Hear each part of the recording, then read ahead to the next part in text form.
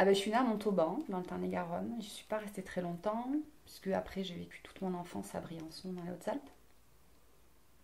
Donc je me considère un peu comme une petite montagnarde. Voilà. Et puis après j'ai beaucoup déménagé pendant de l'âge de 10 ans jusqu'à mes 20 ans. Et notamment dans le sud-ouest. J'ai beaucoup aimé quand même la période où j'ai vécu à Toulouse. Une certaine partie de mes études et de mon début de vie professionnelle. Mais je ne peux pas dire vraiment que j'ai d'attache à un lieu particulier. C'est compliqué parce que mes parents ont déjà leur propre bagage. Ma mère a été adoptée. Elle a été élevée par une dame de plus de 50 ans d'âge de plus qu'elle. Mon père a été élevé par son grand-père. Euh, en fait, je n'ai ni connu ma grand... Donc, comment expliquer? Ma mère a... Enfin, ça serait compliqué parce que ma mère a retrouvé sa famille... sa vraie famille, enfin, je ne sais même pas comment on dit ça, sa famille de sang, enfin, naturelle. Elle avait plus de 40 ans. Elle a eu la chance de voir sa maman hein, avant qu'elle parte. Son papa non, puisqu'il était déjà décédé. Et mon papa donc, a connu sa mère, mais très peu. Donc il a été élevé par son grand-père, arrière-grand-père que j'ai connu moi toute petite, mais pas énormément. Il a fait des recherches aussi sur son papa qui n'ont pas été très fructueuses. Mais voilà, chacun de leur côté, ils ont déjà un lourd bagage au niveau de la famille. Mais nous, ce bagage-là, on l'a ressenti aussi enfant avec mes frères, je pense. Ça a été, ça a été difficile. Notamment, c'est pour ça que la séparation, etc., chez moi, c'est quelque chose de très sensible. C'est un sujet... voilà. Parce qu'en fait, je pense que c'est qu'on a été baigné là-dedans depuis qu'on est petit, en fait. Et donc, c'était pour en revenir à la famille. Donc,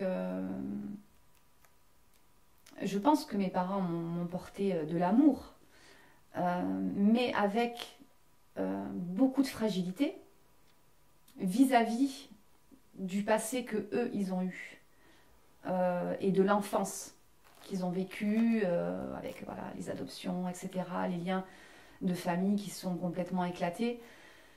J'ai toujours entendu de la bouche de mes parents dire qu'ils avaient toujours souhaité refonder la famille qu'ils n'avaient pas eu, eux.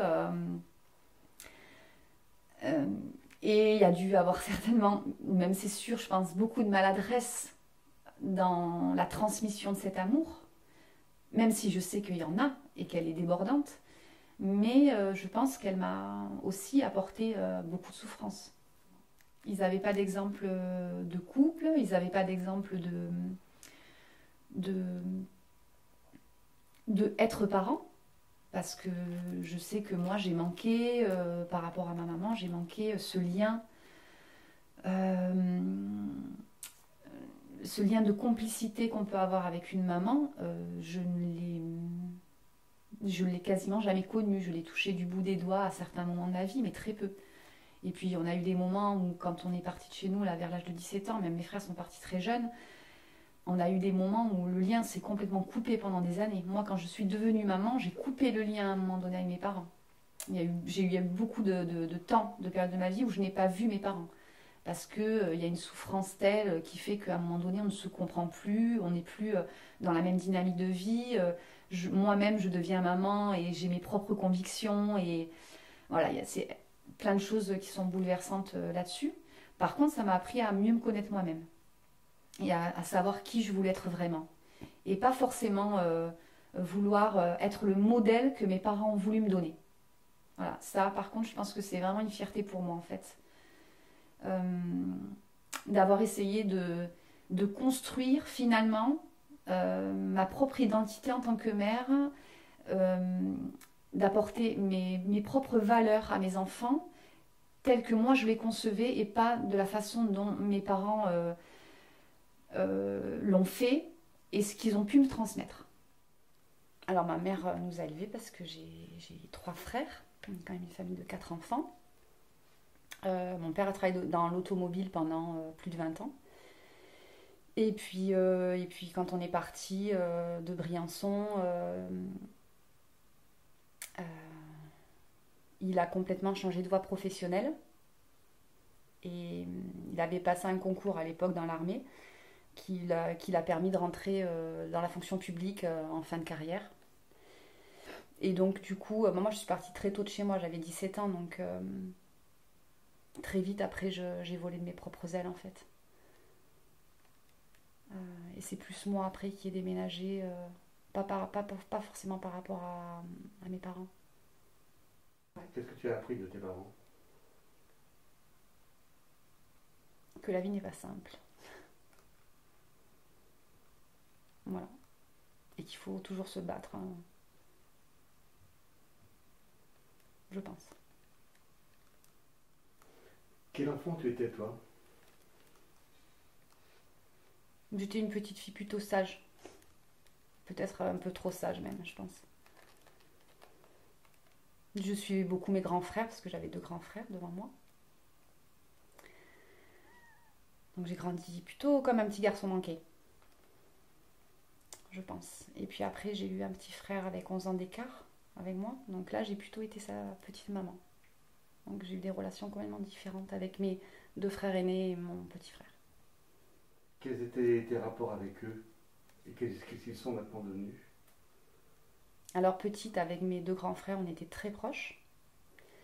Aujourd'hui, c'est beaucoup plus compliqué. Parce que nos chemins de vie sont complètement différents. Euh,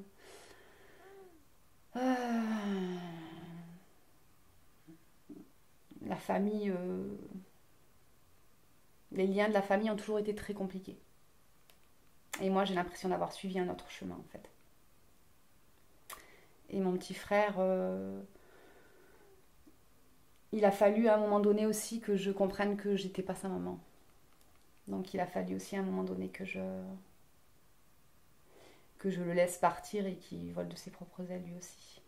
Mais j'aime beaucoup mes frères, même si on n'a pas forcément beaucoup de contacts et qu'on se voit pas souvent.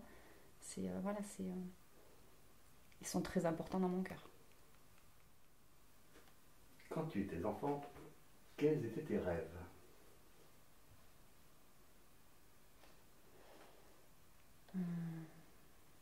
Je sais pas trop si je pense pas que j'étais une petite fille très rêveuse. Je, je pense que je vivais plus l'instant présent. Voilà, après j'ai rêvé de faire certains métiers quand j'étais petite, hein, comme beaucoup d'enfants j'imagine. Institutrice, avocate, coiffeuse, et bon, et j'en passe certainement. Mais rêveuse, je crois pas que j'étais une petite fille rêveuse. Non. Durant ta scolarité, quel élève tu étais? Eh ben, j'étais une élève qui avait envie d'apprendre, mais qui avait pas mal de difficultés. Euh, et je pense qu'on m'a peut-être pas forcément donné les bonnes clés pour y arriver. Mais j'aimais ça. J'aimais l'école, j'aimais participer en classe.